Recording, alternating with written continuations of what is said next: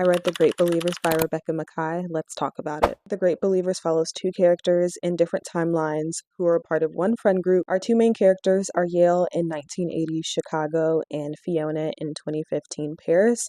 And while going back and forth between these timelines, we see how the two characters and their entire friend group are dealing with the AIDS crisis. Starting off with the things that I didn't fully like, it was in third person point of view, which I typically don't enjoy, and there are a lot of characters and names to keep track of. I really didn't fully understand who everyone was until about 65-70% of the way through, which is hard to get through, but regardless of that, this story was so good. Given the topic, it was obviously a very emotional read. It deals a lot with grief and isolation and survivor's guilt. You see this group of friends, found family, go through such a traumatic experience, all the while they're still trying to figure out their lives in their early 30s.